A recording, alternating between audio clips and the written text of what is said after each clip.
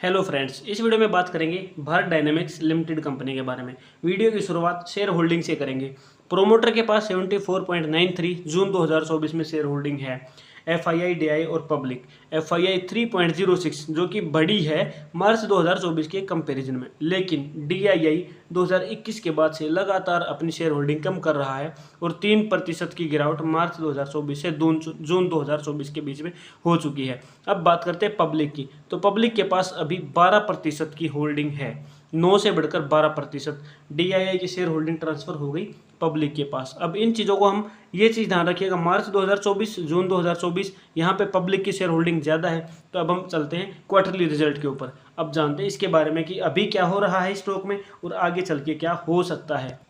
Quarterly result की बात करेंगे तो यहाँ पे आप ईयर ऑन ईयर बेस पे देखेंगे। सबसे पहले तो जून 2023 और जून 2024, तो यहाँ पे जो सेल थी कंपनी की वो घटी, उसके साथ साथ एक्सपेंसेस पे कम हुए। तो ऑपरेटिंग प्रॉफिट जून 2023 में था -32 और यहाँ से बढ़कर हो गया -52 करोड़ का। अब बात करते हैं यानी कि कंपनी घाटे में चली गई, यहाँ पर इस नंबर्स को देखते हुए समझ में आ रहा है। तो नेट प्रॉफिट अगर हम देखेंगे तो नेट प्रॉफिट यहाँ पे जून 2023 में जो कंपनी ने गेन किया वो 41 करोड़ था टैक्स हटाने के बाद। तो टैक्स यहाँ पे बढ़ गया 26% से 35% का। उसके बाद नेट प्रॉफिट कंपनी ने गेन किया 7 करोड़ का, यानी कि 80% के लगभग गिरावट हमें यहाँ पर नंबर्स में देखने को मिली। जिसके बाद से जून का जो रिजल्ट था जून क्वार्टर का, जो कि पब्लिश हुआ जुलाई के अंदर, तो जिसके बाद से प्राइस में लगातार गिरावट हो रही है। टेक्निकल की बात करेंगे दोस्तों, ठीक है, मूविंग एवरेज 100 लगा दिया है, डेली टाइम फ्रेम हम यूज़ कर रहे हैं। तो यहाँ पे आप देखेंगे तो ये एक टाइम पीरियड है जुलाई का, जिसके बाद से प्राइस लगातार गिर रहा है। जुलाई में जून के क्वार्टर के रिजल्ट थे, जो क्वार्टर 1 के रिजल्ट थे वो आए थे, उसके आने के बाद प्राइस में गिरावट जारी है। तो जैसे कि मैंने आपको बताया था कि शेयर होल्डिंग याद रखना है, तो यहाँ पे पब्लिक की शेयर होल्डिंग 12% है अभी। इंस्टीट्यूशंस यहाँ पे बेच के आधा हल्का हो चुका है, ठीक है। डीआईआई 3% की डीआई ने होल्डिंग रिलीज करी और वो सारी पब्लिक ने यहाँ पे बाई कर ली। अब पब्लिक यहाँ पे इस जो बाइंग हुई थी वो इस प्राइस को ऊपर लेके आई, लगभग 300% का रिटर्न यहाँ पर इन्वेस्टर्स ने गेन किया। लेकिन यहाँ पे एक ट्रैप आया, अभी यहाँ से सेलिंग प्रेशर इतना बढ़ गया, या तो पब्लिक सेलिंग रिलीज कर अपनी होल्डिंग रिलीज कर रही है, या फिर इंस्टीट्यूशंस यहाँ पे कम कर रहे हैं लगातार।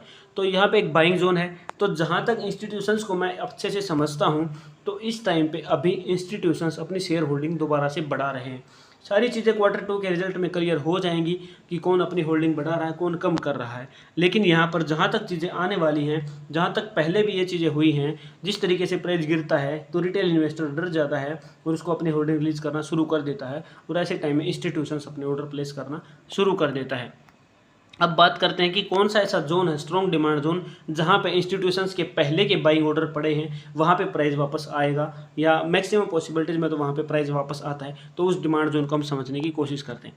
तो अभी आप देखेंगे तो प्राइस यानी कि स्टॉक काफ़ी सस्ता हो चुका है, एक तरीके से कह सकते हैं, क्योंकि यहाँ पे आप देखोगे तो RSI भी लगभग 32 के आसपास है। तो RSI 30 के आसपास रहता तब यहाँ पर ओवर वैल्यूड स्टॉक नहीं रहता है, अंडर वैल्यू हो जाता है।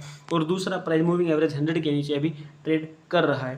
तो इसको यहाँ पे थोड़ा साइडवेज चलने देते हैं, क्योंकि ये साइडवेज चलेगा। अभी किस वजह से चलेगा, क्योंकि जब मैं इसको वीकली करूँगा तो आपको एक डिमांड जोन समझ में आएगा। उससे पहले अगर आप देखोगे तो आगे अगर प्राइस गिरता है तो सपोर्ट आपको 1041 पे दिख रहा है। इसके बीच में कोई भी आपको रेड कैंडल या सपोर्ट या रिवर्सल नहीं दिख रहा है, सारा का सारा प्राइस यहाँ से भागता हुआ चला गया था। तो यहाँ पे अगर हम बात करें तो इन्वेस्टर्स अगर किस प्राइस को मान कर बैठे हैं तो वो 1041 है, यानी कि हम एक रेंज मान के चलेंगे 1040 से 1050 के बीच की।